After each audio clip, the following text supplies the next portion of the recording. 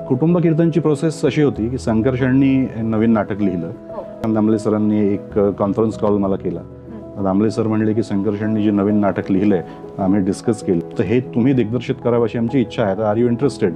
तर मी म्हणलं हा काही प्रश्न आहे का, आर यू इंटरेस्टेड म्हणजे काय? मराठी नाटकांसाठीचं मुख्य आव्हान तर हे आहे की कलाकारांना मराठी नाटकात राहावंसं वाटायला हवं. रंगभूमीचे जे काही आपण वेगवेगळे प्रकार मानतो, शक्यतो आपण प्रायोगिक रंगभूमी हा जो शब्द वापरतो ना, हा आपण हौशी रंगभूमी या अर्थाने वापरतो. स्पर्धा रंगभूमी, हौशी रंगभूमी, प्रायोगिक रंगभूमी, धंदेवाईक आणि व्यावसायिक हे रंगभूमीचे ढोबळ मानाने पडणारे प्रकार आहेत. कुठल्या तरी मुद्द्यावर माझा आणि माझ्या बायकोचा वाद सुरू होता आणि तिचे 2-3 मुद्दे मी सलग खोडून काढले तर्क देऊन. मी म्हणलं बघ आता सांग काय म्हणते. तर ती म्हणली तुमचे हे तर्क चीड आणणार आहे. I said weight. मी म्हणलं 1 मिनिट थांब.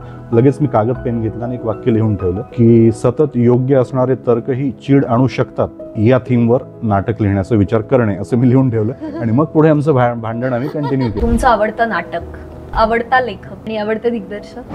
तुम्ही दिग्दर्शक नसता तर कोण झाला असता? आवडता कलाकार?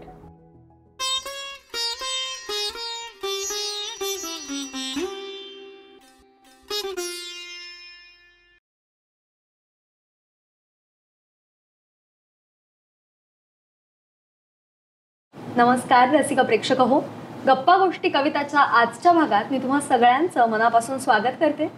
आज आपण व्यक्त अव्यक्त या पॉडकास्टच्या सिरीजमध्ये एका अशा व्यक्तीला भेटणार आहोत ज्याचं नाटक व्यावसायिक रंगभूमीवर सध्या खूप गाजतंय.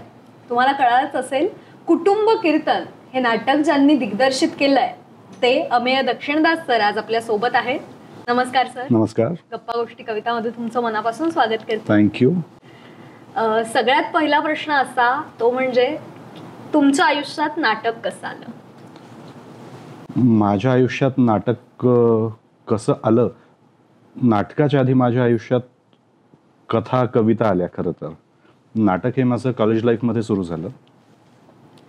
शाळेत असतानापासून मी कविता करायचो, कथा लिहायचो. अगदी 9वी-10वी पासून माझ्या कथा वेगवेगळ्या वर्तमानपत्रातनं आणि मॅगझिन्समधनं छापून यायच्या. आणि त्यामुळे एक लेखक म्हणून आसपासची मित्रमंडळी मला ओळखायची. ग्रॅज्युएशनला आल्यानंतर जेव्हा इंटर कॉलेज स्पर्धेसाठी आम्ही एका एकांकिका स्पर्धेत एंट्री टाकली, तेव्हा लेखनाचा अनुभव आमच्यापैकी कोणालाही नव्हता. छोटी मोठी कामं करून झालेली होती, अभिनय करून झालेला होता, पण लेखनाचा अनुभव कोणाला नव्हता नाटकाच्या. पण कथा लेखनाचा होता. त्यातल्या त्यात वासरात लंगडी काय शहाणी म्हणून मित्रमंडळींनी मला लिहायला सांगितलं. मी ते लिहायला घेतलं. काही कारणाने ते झालं नाही आणि त्याऐवजी दुसरं एक नाटक मित्रांनी केलं. मी तेव्हा हजर नव्हतो. त्याच सुमाराला माझ्या आजोबांची डेथ झाल्यामुळे मी तिथे हजर नव्हतो. बाकी मुलांनी वेगळी एकांकिका लिहून ती परफॉर्म केली. आणि त्या एकांकिकेमध्ये ज्या काही गमती जमती झाल्या, म्हणजे कुठलाही एखादा कलाकार वर्षभरात जेवढ्या चुका करणार नाही तेवढ्या सगळ्या त्या एकांकिकेत 40 मिनिटांमध्ये झाल्या. आणि त्या जेव्हा मला कळल्या, त्या जेव्हा मी पाहिल्या, खरं तर त्यात मी इन्व्हॉल्व नव्हतो, पण ते आमच्या कॉलेजतर्फे झाल्या होत्या. आमचे कल्चरल इन्चार्ज म्हणले की अरे तू आहेस म्हणून मी परवानगी दिली. आणि मग हा काय प्रकार आहे, तर कुठेतरी मनाला लागलं आणि असं वाटलं की किमान एक चांगली एकांकिका करून दाखवावी. अदरवाईज त्या फील्डमध्ये यायचं वगैरे असं काही तेव्हा डोक्यात नव्हतं. लिहायला आवडायचं, नाटक नाही पण कथा वगैरे लिहायला आवडायचं, म्हणून लिहायचं. मग त्यामुळे मग मी मागच्या वर्षी जी अर्धवट राहिलेली एकांकिका होती ती लिहून पूर्ण केली. इंटर कॉलेजमध्ये ती सादर करायचा पुन्हा एकदा प्रयत्न केला, पण इंजिनिअरिंग कॉलेजची एंट्री काही कारणाने ती झाली नाही. आणि मग 2 वर्ष ते स्क्रिप्ट तसंच पडून राहिलं. तर आपण लिहून झालंय हे होत नाही आहे, त्यामुळे कुठेतरी असं मनात एक जिद्द निर्माण झाली की आता हे करून दाखवायचं. तेव्हा हे कुठपर्यंत जाईल, हे फार पुढे जाईल का हे माहीत नव्हतं, पण हे आडलंय तर हे करून दाखवायचं एवढ्या डोक्यात होतं. आणि त्यामुळे मग 2003ला याचा पहिला प्रयोग आम्ही पहिल्या एकांकिकेचा केला आणि तिथनं त्याची गोडी लागली आणि मग याच फील्डमध्ये राहिलो. कुठे केला प्रयोग हा? एकनाथ रंगमंदिरामध्ये एका स्पर्धेमध्ये होता. स्पर्धेचं नाव आता मला आठवत नाही नेमकं काय होतं, पण एका एकांकिका स्पर्धेमध्ये तो केला. आणि त्यानंतर मग नाटकातल्या प्रवासाला सुरुवात झाली. आणि तुमचं कॉलेज? माझं कॉलेज PES इंजिनिअरिंग कॉलेज. हां, 11वी-12वी माझं पुण्याला झालं. 10वी पर्यंतचं शिक्षण परभणीला झालं. मग शालेय शिक्षणातल्या काही आठवण? शालेय शिक्षणातल्या, आता खरं तर ना मी हे तुला आधीच म्हणणार होतो की गप्पा गोष्टींसाठी मी तसा खूप वृक्ष माणूस आहे. त्यामुळे शालेय शिक्षणात सुद्धा मी अगदी शांत राहणार. खरं तर आज जे मला ओळखतात त्यांना कदाचित हे पटणार नाही की मी शांत राहायचो, पण अगदी 10वी पर्यंत मी अगदी शांत स्वभावाने होतो, अगदी मोजकी वाक्य बोलायचो. त्यामुळे मित्रमंडळी फारशी नव्हती. वाचनाची आवड होती, वाचायचं, त्याच्यावर चिंतन मनन करायचं. चिंतन मनन हा शब्द अर्थातच आता या वयात मी वापरू शकतो, तेव्हा बस आवडायचं आणि वाचायचो. तर असं करत करत वाचनाची आवड होती. त्यामुळे मित्रमंडळी फारशी नसल्यामुळे मी खूप खोडकर होतो किंवा खूप बदमाशा केल्या वगैरे अशा आठवणी सांगायला काही नाही.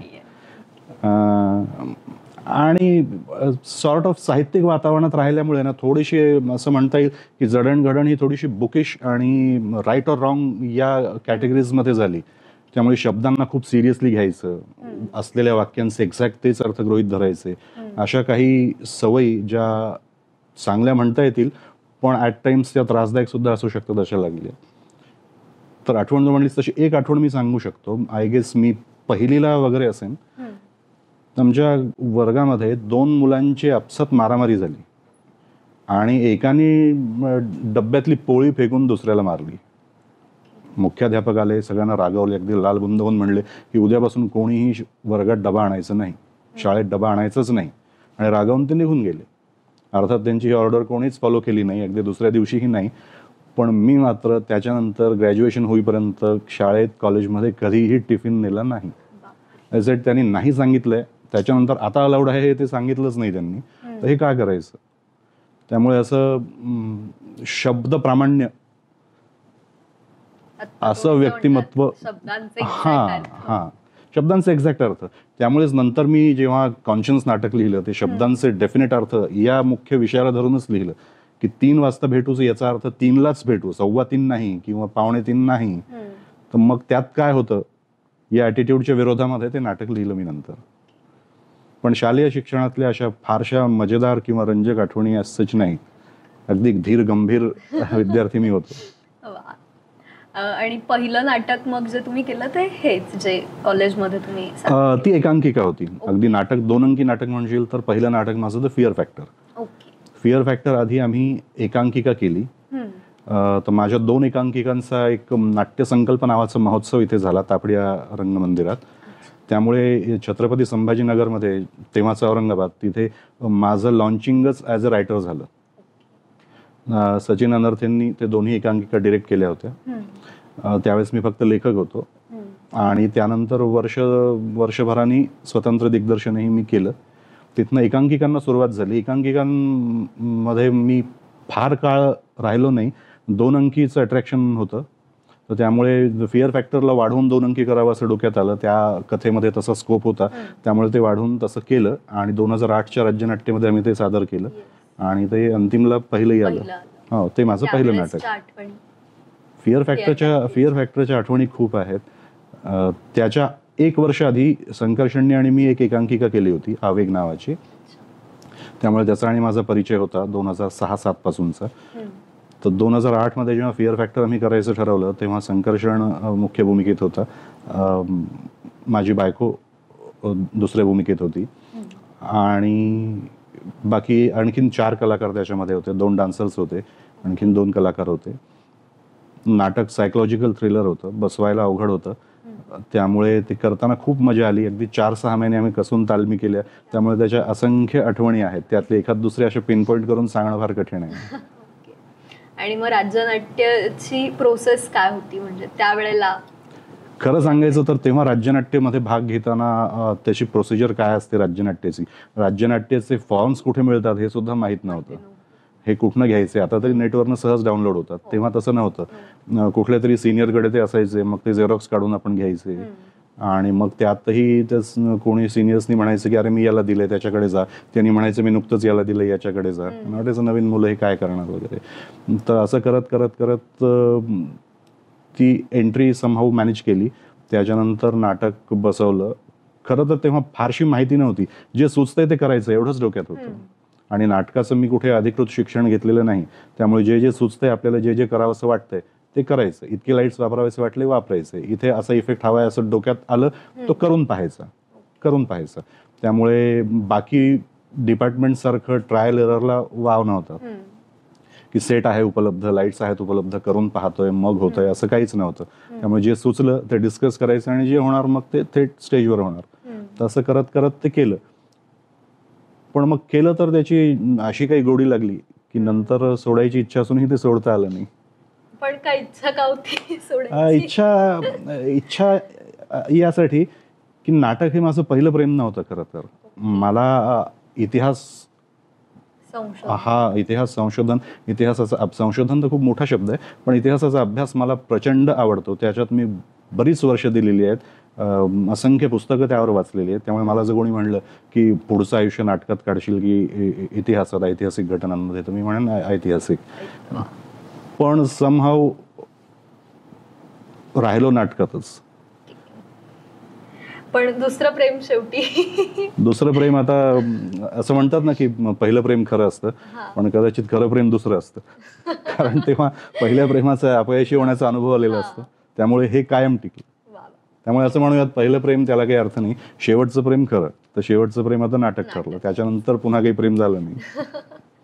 आणि आता कुटुंब कीर्तन खूप गाजतंय रंगभूमीवर, त्याचे 50 प्रयोग पण झाले, 50 पेक्षा जास्ती. तर मग कुटुंब कीर्तनची प्रोसेस काय होती? कुटुंब कीर्तनची प्रोसेस अशी होती की संकर्षणनी नवीन नाटक लिहिलं.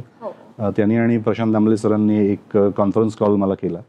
दामले सर म्हणले की संकर्षणनी जे नवीन नाटक लिहिलंय आम्ही डिस्कस केलं, तर हे तुम्ही दिग्दर्शित करावं अशी आमची इच्छा आहे, तर आर यू इंटरेस्टेड? तर मी म्हणलं हा काही प्रश्न आहे का? आर यू इंटरेस्टेड म्हणजे काय? म्हणजे मराठी नाटकातलं टॉपमोस्ट बॅनर, प्रशांत दामलेंसारखे आघाडीचे निर्माते, संकर्षण हा जुनी ओळख असलेला कलाकार, सध्या आघाडीचा कलाकार, आणि त्याच्यासोबत खूप वर्षांनी पुन्हा काम करायला मिळेल. त्यामुळे मी लगेच हो म्हणलं. मी म्हणलं येस, अर्थातच मी करायला इच्छुक आहे. आणि मग रिडिंग झाल्या, तारखा ठरल्या आणि लगेच प्रोसेस सुरू झाली मुंबईला नाटकाची. आणि मग प्रोसेस एकंदर कशी होती सगळी ती पूर्ण, म्हणजे नाटक रिडिंग पासून ते स्टेजवर उभं राहीपर्यंतचं? पहिलं रिडिंग नाटकाचं आम्ही पुण्याला केलं. त्याला दामले सर होते, नाटकाची कास्ट होती, वंदनाताई नव्हत्या फक्त, बाकी कास्ट होती. नाटकाचं वाचन आम्ही केलं. तेव्हा नाटक थोडंसं अर्धवट होतं, क्लायमॅक्स राहिला होता लिहायचं.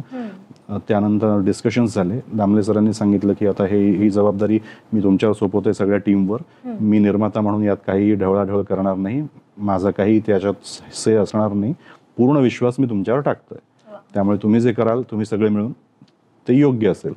आणि मग आमचे डिस्कशन्स झाले संकर्षणचे माझे. नंतर रीडिंग सुरू झाल्यानंतर सगळे कलाकार, आम्ही सगळ्यांनी बसून मग स्क्रिप्टचं वाचन केलं. त्यात काही मायनर गोष्टी जर वाटल्या आम्हाला त्याच्यावर डिस्कशन्स केले. संकर्षणनीही अगदी छोटीशी जरी त्रुटी असेल जी चालूनही जाईल तर तीही नको ठेवायला, मी परत लिहितो असं करत करत बरेचसे सीन नव्याने त्यांनी लिहिले. काही सीन चांगले होऊन सुद्धा नंतर तालमीत असं वाटलं की नाही मी हे आणखीन छान लिहू शकतो, तर ते पुन्हा त्यांनी लिहिले आणि ते पुन्हा नव्याने बसवले. असं करत करत अत्यंत कष्टाची ती प्रोसेस होती, पण एन्जॉयबल होती. आणि आता तुम्ही म्हणालात की इफेक्ट्स वगैरे, लाईट्स, सो ही सगळी जी तांत्रिक बाजू आहे नाटकाची, नेपथ्य, लाईट्स किंवा रंगभूषा, हे सगळं किती महत्वाचं आहे नाटकासाठी? खरं तर यामध्ये ना 2 स्कूल ऑफ थॉट्स आहेत. एक स्कूल ऑफ थॉट असा आहे की आपलं कंटेंट जर स्ट्रॉंग असेल तर या तांत्रिक गोष्टी या दुय्यम ठरतात. त्यामुळे आपलं कंटेंट महत्त्वाचं असावं, इमोशन महत्त्वाचं असावं आणि अगदी सामान्यातल्या गावखेड्यातल्या पारावरच्या माणसाला सुद्धा ती कथा कळावी. हा एक स्कूल ऑफ थॉट आहे. आणि दुसरा असा आहे की आज काळ जसा बदलला आहे तर हे तंत्र उपलब्ध आहे तर याचा वापर का नाही करायचा? कारण तंत्राचा वापर हा इमोशन क्रिएट करण्यासाठी होत नाही, इमोशन हायलाईट करण्यासाठी किंवा अंडरलाईन करण्यासाठी होतो. त्यामुळे हे तितकंच महत्त्वाचं आहे. तर हे दोन्ही स्कूल ऑफ थॉट, यात चूक बरोबर असं काही मी म्हणणार नाही. कारण मी असं मानतो की कला क्षेत्रामध्ये ना राईट ऑर रॉंग असं काही नाही. इथे जो मुद्दा आपण डील करतोय तिथे तर संयुक्तिक आहे का एवढाच फक्त प्रश्न महत्त्वाचा. त्यामुळे दोन्ही स्कूल ऑफ थॉट करेक्ट असू शकतील, पण माझी लिनियन्सी दुसऱ्या पार्टकडे जास्ती आहे की टेक्निकली साऊंड असावं, स्ट्रॉंग असावं. त्यामुळे काही एक 3-4 वर्षांपूर्वी पगला घोडा नाटक मी डिरेक्ट केलं, तर त्याच्यामध्ये लाईट्सचा खूप एक्सक्लुझिव्ह वापर होता, कोरिओग्राफी होती, त्यानंतर बॅकग्राऊंड म्युझिकचा खूप इफेक्टिव्ह वापर होता. तर तेव्हा मला आठवतं कोणीतरी मला असं विचारलं की तुमचं नाटक हे छान झालंय पण जिथे ही तांत्रिक सुविधा उपलब्ध नाही हम्म, तर तिथल्या लोकांना तुम्ही हे कसं दाखवाल. हम्म. तर तेव्हा मी असं नकळत म्हणून गेलो होतो की तिथल्या लोकांना मी दाखवणारच नाही.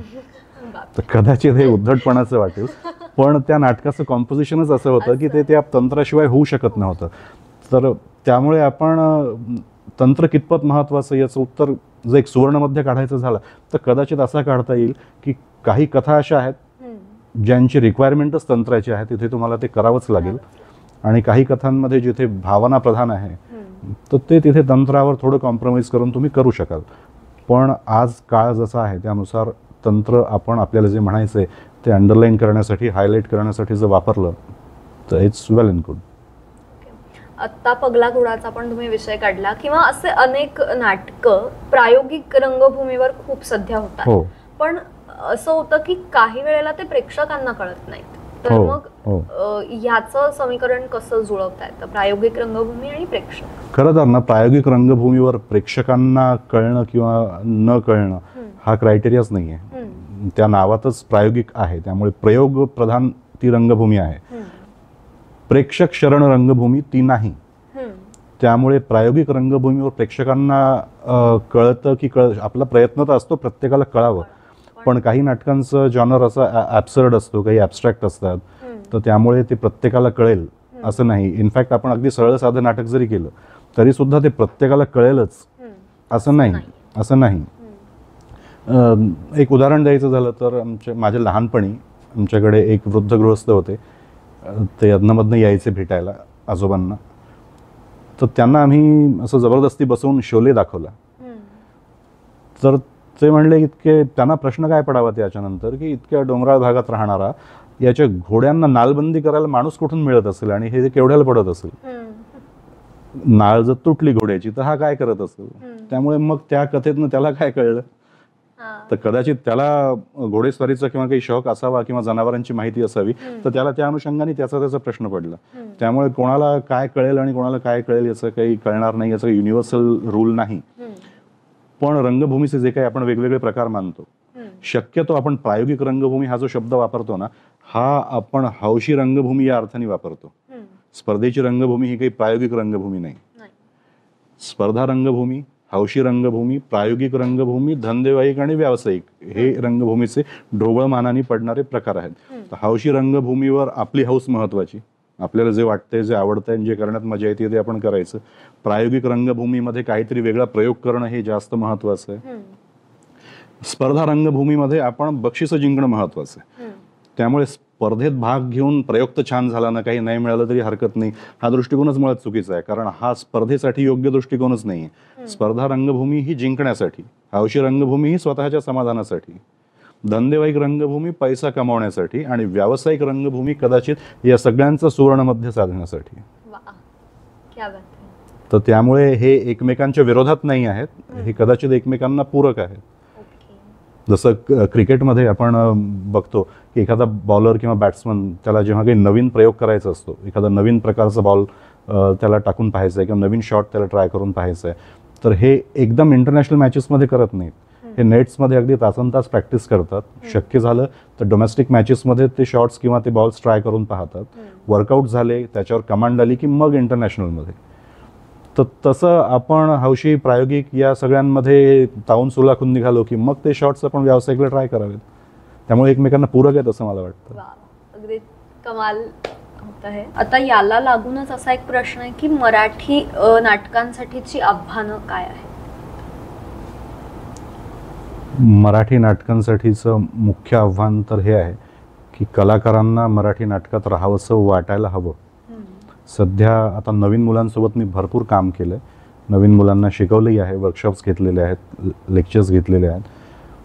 तर कुठेतरी मला असं वाटतं ना की सिरियल्स किंवा फिल्म्समध्ये काम मिळेपर्यंत काय करायचं, तर नाटक करूया. लोकांना असं वाटणं हे नाटकासमोरचं सगळ्यात महत्त्वाचं आव्हान आहे. बाकी नाटक सर्व्हाइव्ह करेल का वगैरे त्याबद्दल माझ्या मनात काही शंका नाही. नाटक सर्व्हाइव्ह करत आलंय आणि इथून पुढेही करेल. पण मुख्य मुद्दा हा मानसिक आहे. नाटकाकडे आपण कुठल्या दृष्टिकोनातनं पाहतो आणि हा दृष्टिकोन गेल्या काही काळात बदलत आलाय. पूर्वी असं म्हणायचं की चित्रपट हा हलका फुलका असावा, मनोरंजन करणारा असावा, नाटक काहीतरी धीर गंभीर देणारं असावं. आता एक्झॅक्ट उलट झालंय. आपण म्हणतो चित्रपटात काहीतरी धीर गंभीर असावं, आयुष्याला कलाटणी देणारं असावं, पण नाटक मात्र हलकं फुलकं हवं. तर हा जो दृष्टिकोन बदलला आहे, तर याच्या अनुषंगाने आपणही आपला दृष्टिकोन बदलणं आवश्यक आहे आणि हर प्रकारचं नाटक जिवंत ठेवणं आवश्यक आहे. की गंभीर नाटकांचं प्रमाण तुलनेने कमी आहे, म्हणजे हे आपल्याला मान्य करावं लागेल, किती इच्छा असो किंवा नसो. आपण जर इनफॅक्ट मुंबई पुण्याच्या पेपरमधल्या ॲड जरी पाहिल्या नाटकांच्या, तरी त्याच्यामध्ये 10 पैकी 2 गंभीर नाटकं आणि 8 विनोदी नाटकं आहेत. तर प्रत्येक नाटकाला तेवढाच प्रेक्षक वर्ग असावा. प्रेक्षकांकडनंही माझी एक अपेक्षा आहे की जसं आपण T20च्या माइंडसेटमध्ये टेस्ट मॅच बघायला बसू शकत नाही, तसं नाटक बघणं ही सुद्धा एक कला आहे. प्रेक्षक बनणं ही सुद्धा एक कला आहे. याचं कारण असं आहे की एकांकिकेमध्ये 35 मिनिटात जी पटापट घटना घडतात ती अपेक्षा आपण नाटकाकडनं करू शकत नाही आणि ती योग्यही नाही आहे. कुठलंही नाटक संपल्यानंतर जेव्हा कोणी म्हणतं की पहिले 5-10 मिनटं थोडंसं स्लो वाटलं आम्हाला, पण नंतर पिकअप केलं, तर ते स्लो का नाही वाटणार? ते का नसावं? कारण ते कॅरेक्टर सेट करतंय, स्टोरीचा टोन सेट करतंय. तुम्हाला पहिल्या क्षणापासून गती हवी आहे. मे बी या रील्समुळे किंवा शॉर्ट्समुळे जो अटेन्शन स्पॅन आहे आपला, की 5-10 सेकंद जरी ड्रॅग आला तर आपलं लक्ष दुसरीकडे जातं. तर त्यामुळे नाटकासमोरचं आव्हान हे एकतर प्रेक्षक आणि नाटक करणारे यांच्यात एकवाक्यता असणं हे आहे. दोघंही एका पेजवर आणि एका पेसवर हवे. कलाकारांना बरंच काही वेगळं करायची इच्छा आहे, पण प्रेक्षकांना समजा तेच पाहायचं आहे, तर नाटक वर्क करणार नाही. किंवा प्रेक्षकांची गरज वेगवेगळ्या टेस्टची आहे, पण करणारे फक्त एकाच प्रकारचं नाटक करतायत, तेही चालणार नाही. किंवा आपण नाटकाकडून एकांकिकेच्या अपेक्षा बाळगू, ते चालणार नाही. एकांकिकेमध्ये आपण आयुष्याला कलाटणी देणारं काहीच नाही असं म्हणू, तर तेही चालणार नाही. त्यामुळे नाटकासमोरचं आव्हान हे OTT किंवा चित्रपट आहे असं मला तरी वाटत नाही. नाटकासमोरचं आव्हान हे नाटक करणाऱ्या मंडळींची सायकोलॉजी हेच आहे. ती जर इंटॅक्ट राहिली तर नाटकाला खूप चांगलं भविष्य आहे. नाही तर मग नाटक बंद तर नाही पडणार, पण मग जसं चालत आलंय तसं चालेल. आणि मग याच्यावर आता सोशल मीडियाचा खूप परिणाम झाला असं नाटकावर असं मला वाटतं. माणसांवरच झाला एकंदरीत. त्यामुळे नाटक ही एक कला आहे आणि कुठलीही कला ही ह्युमन इमोशन्सशी निगडीत असते. मग ते साहित्य असो, नृत्य असो, गायन असो, जिथे जिथे ह्युमन इमोशन आहे तिथे तिथे कला आहे. आणि ह्युमन इमोशन जसं बदलत जाईल तसं कलेचं रूप बदलत जाईल. त्यामुळे माणसाची विचारसरणी आजकाल जर अगदी वरवरची झाली आहे, तर त्याचं प्रतिबिंब नाटकात पडणं हेही तेवढंच स्वाभाविक आहे. हे योग्य आहे की अयोग्य हा वेगळा मुद्दा आहे, पण ते स्वाभाविक आहे. त्यामुळे काय होतं, अगदी 10 वर्षांपूर्वी खूप चांगली वाटणारी कित्येक नाटकं आज कालबाह्य वाटतात, कारण तशी सामाजिक परिस्थितीच आता राहिली नाही किंवा रिस्पॉन्ड करण्याची तशी मानसिकता आता राहिलेली नाही. तर त्यामुळे हा एवढा फरक मात्र निश्चित आहे की सोशल मीडियाचा मानवी जीवनावर जर परिणाम झाला तर तो प्रत्येक कलेवर होणार, फक्त नाटकावर असं नाही, कवितांवर सुद्धा होईल. आज पृथ्वीचं प्रेमगीत सारखी कविता कोणी लिहिणार नाही, कोणाला ती आवडणार नाही, इनफॅक्ट कळणारही नाही की हे काय आहे म्हणतील लोक आणि हे कशासाठी. कारण आपले विषय आता छोटे छोटे झालेत, रोजच्या आयुष्याशी निगडीत झालेले आहेत. त्यामुळे भव्यतेची एक काय ना, कलाकाराला भव्यतेची आवड असणं, आकर्षण असणं खूप आवश्यक आहे. आणि गरज आहे की आपण काहीतरी खूप मोठं स्वप्न पाहू, ते फेल होईल, ते करण्यात आपण कमी पडू, पण ते मोठं स्वप्न आपल्याला कुठेतरी घेऊन जाईल. जे जमतं तेच करत राहण्याने प्रगती नाही होणार, हो ना. बरोबर. आणि OTT प्लॅटफॉर्मचा पण परिणाम खूप झाला. OTT प्लॅटफॉर्मचा परिणाम झालेला आहे, कारण आपल्याला मल्टिपल ऑप्शन्स आहेत मनोरंजनाचे, वेगवेगळे जॉनर्स आहेत. एरवी ज्या प्रकारचे फिल्म्स आपण थिएटरमध्ये जाऊन कधीच पाहिले नसत्या, त्या घरी आपण आवर्जून पाहतो.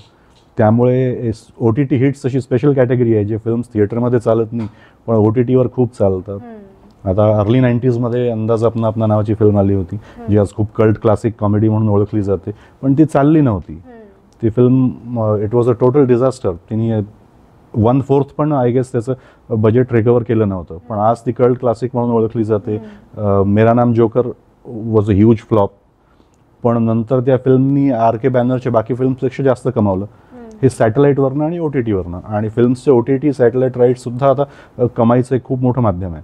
पण OTT हे नाटकाशी कसं इन्कॉर्पोरेट करू शकतात किंवा नाटकांना त्याचा काय फायदा होऊ शकतो किंवा काय नुकसान होऊ शकतं, याच्यावर मात्र कोणीतरी गंभीर संशोधन करणंच आवश्यक आहे. आणि अजून एक म्हणजे आता तुम्ही जे म्हणालात की तुम्ही खूप तरुण लोकांसोबत पण काम हो. केलंय आणि नव्या पिढीचा दृष्टिकोन पण खूप बदललाय नाटकाकडे बघण्याचा.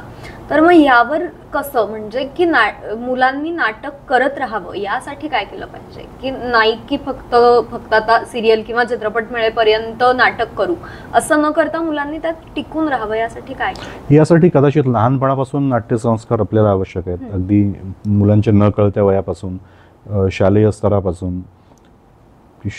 शालेय स्तरावर नाटकाचा एक विषय असावा शिक्षणामध्ये, अशी खूप जुनी मागणी आहे. त्याचं सध्या काय स्टेटस आहे मला माहीत नाही, पण तसं जर असेल, नाटक हे आपल्याला सर्वांगाने परिपूर्ण करतं. हे व्यक्तिमत्वातले दोष काढण्यासाठी सुद्धा कामाला येतं, व्यक्तिमत्व घडवण्यासाठी सुद्धा कामाला येतं आणि करिअरसाठी तर येतच येतं. तर त्यामुळे हे लहानपणापासून जे ही गोडी असेल, शेवटी नाटक आवडणं म्हणजे काय किंवा कविता आवडणं जमणं म्हणजे काय, तर आपल्या आयुष्याकडे पाहण्याचा तो दृष्टिकोन, कोणाला नाटकाच्या स्टाईलनी आयुष्य दिसत जातं, कोणाला कवितेच्या. मला आठवतं पाडगावकरांना एकदा कोणीतरी विचारलं होतं की मुक्त छंदावर तुमचा काय राग आहे, मुक्त छंदातल्या कविता या काही कविता नाही आहेत का, यमक जुळलंच पाहिजे असं काही आवश्यक आहे का, आणि आम्हाला आमच्या भावना व्यक्त करायच्यात, तर त्या भावना मोकळेपणाने व्यक्त करताना आम्हाला यमकांचं बंधन नको आहे. तर त्याच्यावर ते म्हणले होते की मी माझी प्रत्येक भावना व्यक्त केली आणि यमकासहित केली, तर त्याच्यामुळे तुमच्या मुक्तछंदाबद्दल मला काही म्हणायचं नाही आहे, पण मला माझ्या मनात आता भावनाच जी येते ती यमकासहितच येते, कारण तसं मी माझ्या मनाला ट्रेन केलं आहे. आणि मग त्यांनी एक किस्सा सांगितला. ते म्हणले मी कॉलेजमध्ये असताना की शाळेत असताना शिक्षकांना आमच्या एक लिहिलेला लेख का कथा, आता एक्झॅक्ट आठवत नाही मला, कथा किंवा लेख असं काहीतरी त्यांनी लिहून दाखवलं पाडगावकरांनी. आणि त्यांचे शिक्षक त्यांना म्हणले की तुला जर कवी व्हायचं असेल तर स्वतःला प्रकट करण्याचे बाकी कवाडं तुला बंद करून घ्यावे लागतील, तर तुला फक्त कवितेतनंच सुचत जाईल. वे आउटसाठी तुझ्याकडे जर भरपूर ऑप्शन्स असतील तर मग तू मोठा कवी नाही होऊ शकणार, किंवा एक परिपक्व, मोठा तर कोण होईल हे सांगता येणं कठीण असतं, पण एक परिपक्व कवी नाही होऊ शकणार.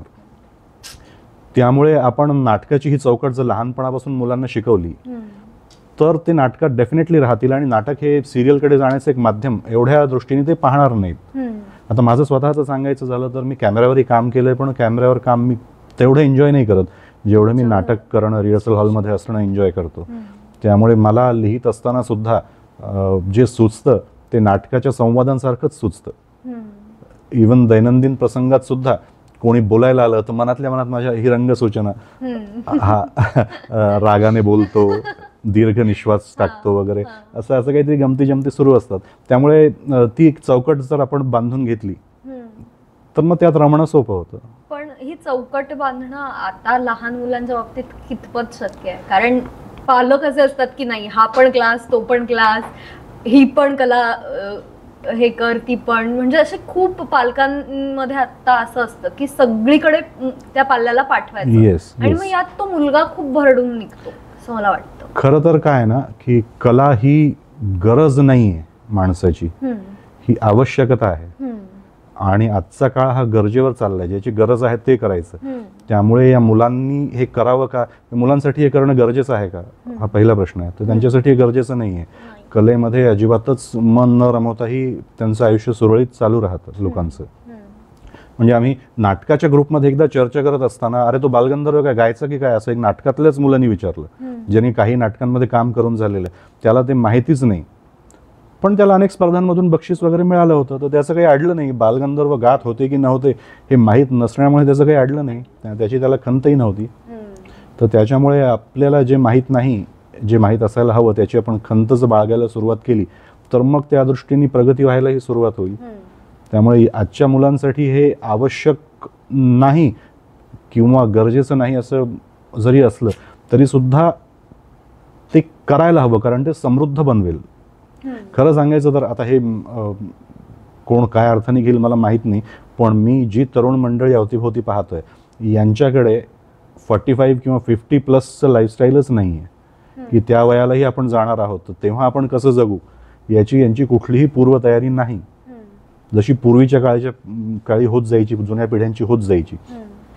त्यामुळे नंतर कला, साहित्य, संस्कृती, तत्वज्ञान, अध्यात्म या काही गोष्टी 40 ऑनवर्ड्सचं आयुष्य जे तोलून धरतात, यातलं काहीच जर आपल्याकडे नसेल तर मग आपली पंचायत होईल, पण ती तेव्हा होईल. आज ती इमिजिएट समोर दिसत नाही म्हणून कोणाला ते महत्त्वाचं वाटत नाही कदाचित, पण हे व्हायला हवं. लहान मुलांना ही गोडी असं आवश्यक नाही आहे की नाटकाचीच लागावी, हा, कुठलीही कला. पण कुठली तरी एक कला मात्र आवश्यक आहे, अगदी आवश्यक आहे.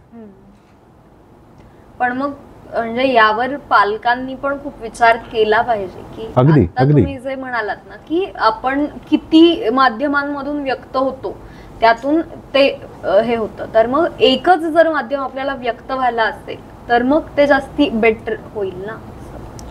डिपेंड्स की आपल्याला यशस्वी व्हायचंय, लोकप्रिय व्हायचंय की महान व्हायचंय. यशस्वी होण्यासाठी कदाचित इतकी डेप्थ गरजेची नसावी, पण जर परफेक्शन, महान होणंही आपल्या हातात नाही. खरं तर हा असं उच्चारताना विनोदी वाटेल हा शब्दप्रयोग, पण आपल्याला परफेक्शनसाठी कष्ट आवश्यक आहेत. यशस्वी होण्यासाठी काही डेफिनेट फॉर्म्युला नाही आहे. त्यामुळे कोणी जर फक्त यशस्वी होण्यात समाधानी असेल तर सूट्स देम. ज्यांना असं वाटत असेल की आपण परफेक्शन अचीव करावं तर त्यांच्यासाठीचा मार्ग जास्त खडतर आहे. त्यामुळे कुठलीही कला असो, नृत्य असो, गायन असो, नाटक असो, की आपलं हे पॅशन आहे, आपल्याला हे प्रोफेशन म्हणून हवं आहे, काहीच कारण नाही पण हे केल्याशिवाय मला चैन पडत नाही असं म्हणतात ना. कुठल्या आर्ट क्लासमध्ये आधी पहिला प्रश्न हा विचारतात की तू इथे का, तुला नाटक का करायचं आहे किंवा तुला डान्स का करायचा आहे. तर त्याला कोणी जर सांगितलं मला लोकप्रिय व्हायचं आहे, मला फेमस व्हायचं आहे, मला रील्ससाठी काहीतरी कला हवी, तर त्यानुसार पुढचा त्यांचा मार्ग ठरत जातो. पण कोणी जर असं उत्तर दिलं की मला माहीत नाही पण हे केल्याशिवाय मला चैन पडत नाही, तर मग त्यांच्यासाठीचा मार्ग वेगळा आहे.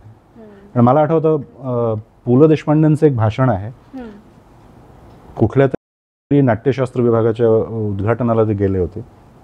तेव्हा ते असं म्हणाले की आम्ही लहानपणापासून नाटक ही कला आहे असं ऐकत आलो, आता नाट्यशास्त्र विभाग सुरू होतोय तर कलेचं शास्त्र झाल्यावर काय होतं हे आम्हाला पाहायचं आहे. त्यामुळे व्हॉट टू एक्सपेक्ट या क्षणाला आम्ही अंधारात आहोत. पण व्हॉट टू एक्सपेक्टमध्ये एक अपेक्षा मी या विभागाकडून सांगू इच्छितो, असं त्यांचं वाक्य होतं.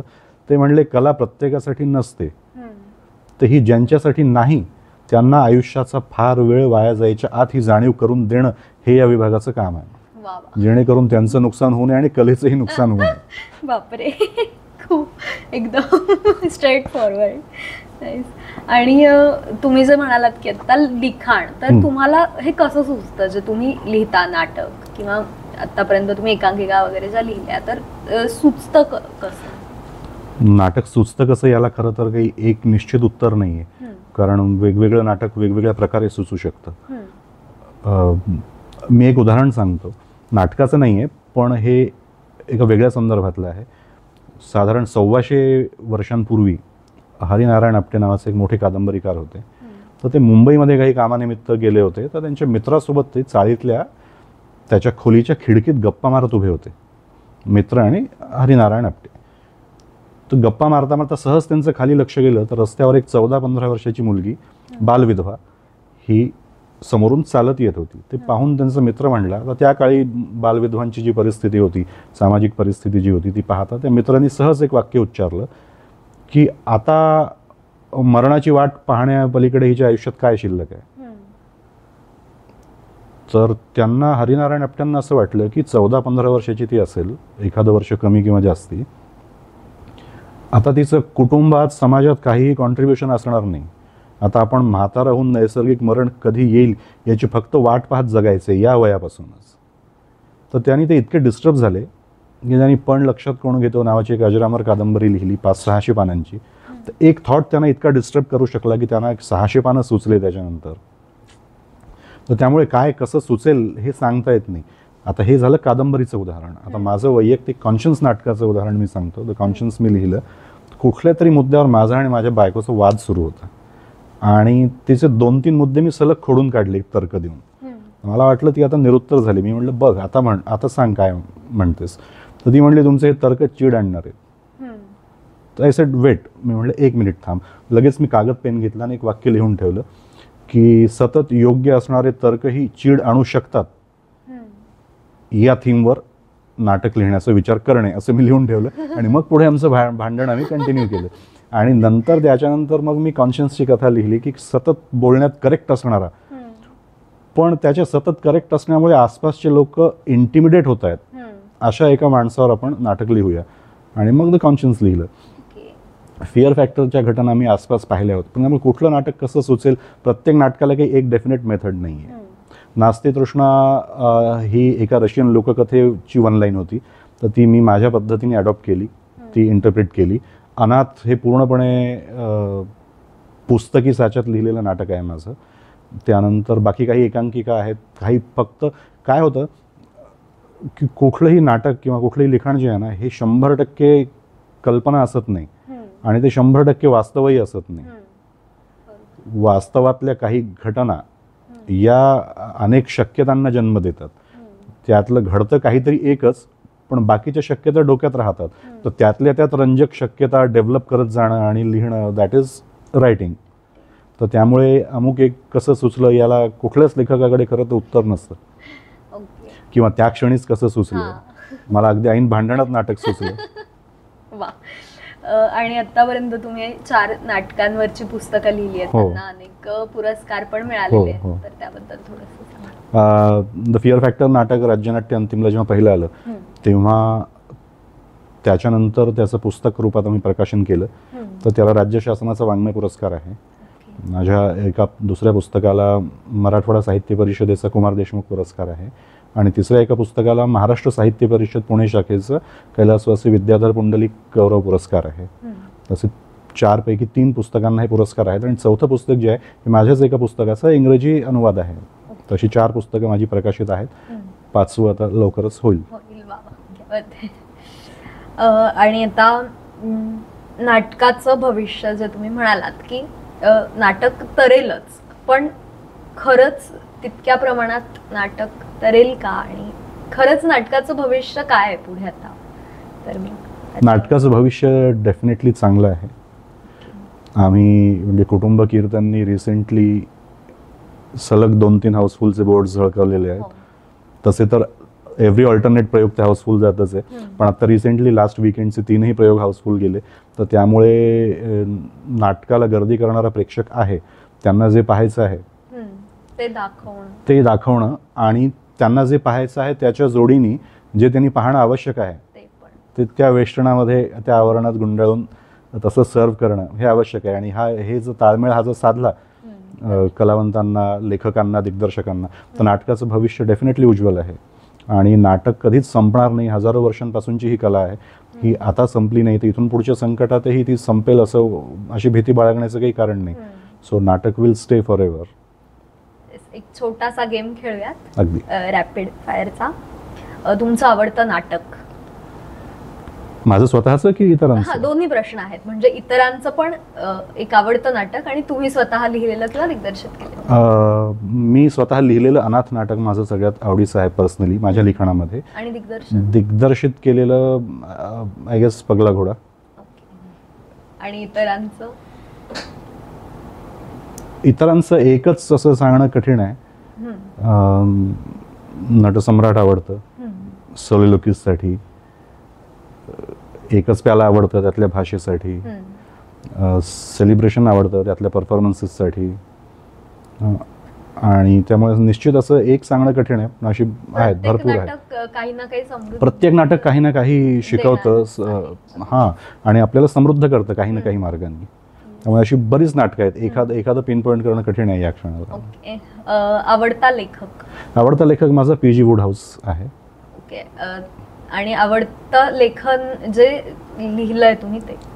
मी लिहिलेलं तर मी सांगितलं, अनाथ नाटक हे माझं सगळ्यात.